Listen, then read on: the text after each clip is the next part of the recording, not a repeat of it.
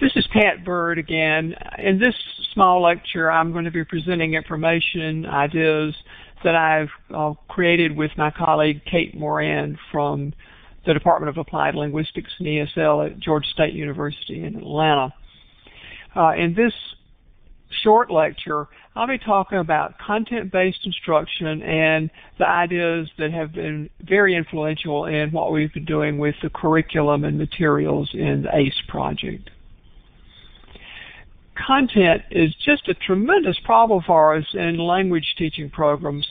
So we're always having to try to decide what kind of content to use to be what's called the carrier content for the language that we're teaching. It's really different from what happens in other areas like psychology or biology or the humanities, where there's a generally agreed upon core of information that's expected to show up in all the entry-level courses that students will take. And whereas in ESL and foreign languages and even English composition courses, the content can be radically different from one school to another or from one class to another because there's no agreed-upon core of content that we expect to find everywhere. One solution to our problem about content is to have the language courses focused upon learning about the language itself. So learning about the grammar or maybe some cultural things about, but the focus is on the language, and any kind of reading material or writing topics or those things are for learning the language exclusively. The content of those is not considered especially important. So the students focus on learning grammar rules or abstract information about the language. Any content that they have is really selected to give examples of those rules.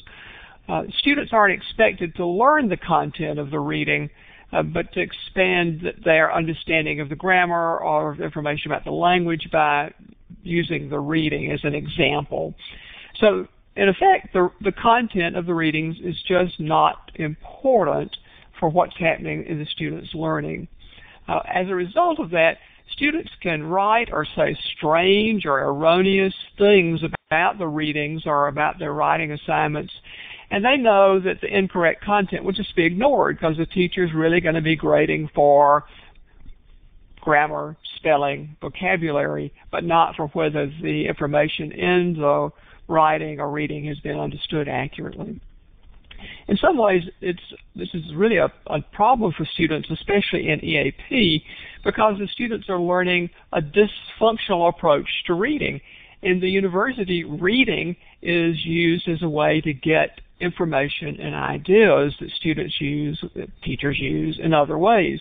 So reading is an important way, not just the content of reading is what the reading is about in universities, in university academic work. Another way of handling the content in language courses has come to be called content-based instruction. That is, the students are learning about something that's important to learn about. The content is first, and it's really important. And the language that they learn is a result of contact with that learning. That is, they are using language, they're using the learning, the reading to learn new things, to reinforce learning something about something in English, but the learning of content is first, and then the language learning is a result of that. So teachers select important content and have students work to learn about that content. The language learning comes from the students' encounters with important content. Now, extreme versions of this that you might hear about don't include any direct language instruction at all. They assume that students can figure it out for themselves based on working with content. That doesn't seem to be true for most students who are not really good at figuring out what language they should be learning as a result of encountering something in a reading. So the ACE project combines language development along with the use of consistent and important content. We have both things going in this version of content-based instruction. Where does the content come from?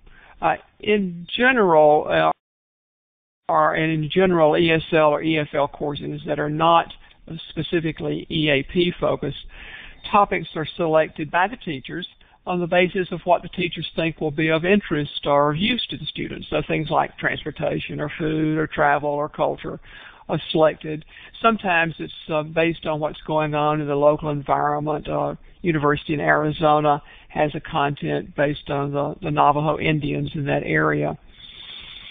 In EAP courses, on the other hand, topics are selected based on the academic courses that students are likely to take in the future or are currently taking.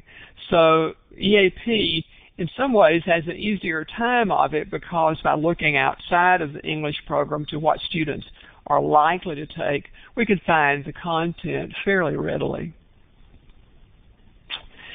Then using that content once we've found it. Typically what happens is a single content area becomes the focus for the entire course.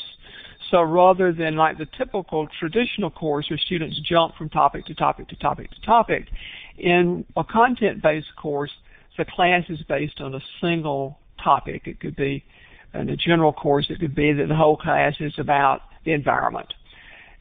In an EAP course, the typical thing is that each individual EAP class focuses on a particular academic course. So the writing class might focus on the content and readings from a psychology course. A reading class might look at reading in biology. A speaking class might look at the content in humanities. So that EAP takes its academic course connection and uses it as the content for each individual EAP class.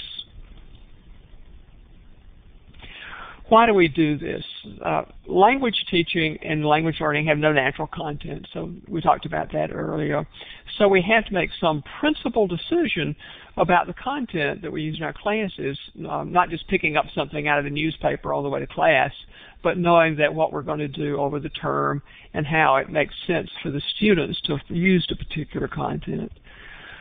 Research shows us that learning through what's called sustained content, so re-encountering the same content over and over again in a course, helps students because they recycle the ideas, they recycle the vocabulary, they recycle the grammar, and the reading becomes easier because the same words and content keep showing up. Students are also, because as we learn, we take what we know and then we add to that knowledge. So by having sustained content and a single content, they're able to build on that content over the term and become more sophisticated in their knowledge about the area. And as they learn that content's important, they learn to negotiate about that meaning. When they disagree with you about what you think the reading is, then they're learning how to negotiate meaning with another person. Additionally, we need to provide students with worthwhile content in their EAP classes. All too often in ESL, we've had content that hasn't been especially important, that the students could have learned something of value to them by the end of the semester. So we want something that's worthwhile, worth the time and the energy of our learners, and worthwhile in the sense of being usable outside of the EAP classroom. Content-based instruction and EAP are just made to go together. Students are preparing for their academic careers and will be taking general education courses, so we know we don't have to deal with really advanced content that they'll get to later. We can work with that general content. We can be comfortable with it, and they are learning something of value that's not something that's impossible for us to take on.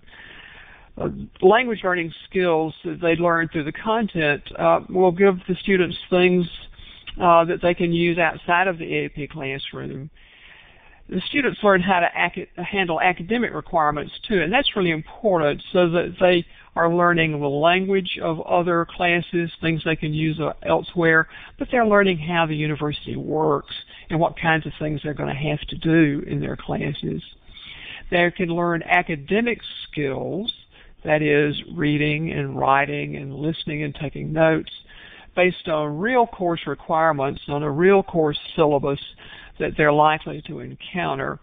Now, this learning of skills brings us to another really important approach to language teaching, which is called task-based instruction. And I'll be talking about that in another mini lecture in this series. So, content-based instruction is an approach to using content, important content, in a sustained way over the semester of a course to help students develop their academic language and their academic skills at the same time that they're learning about content that's worthwhile knowing. Some resources on this that you might find helpful and interesting. Notice that the Davies one is an online article, so it can be downloaded. Grabe and Stoller have done a lot of important work in this area. Very sane people about what they're doing. And Snow and Britton are just outstanding because they are real leaders in thinking about what content-based instruction should be like.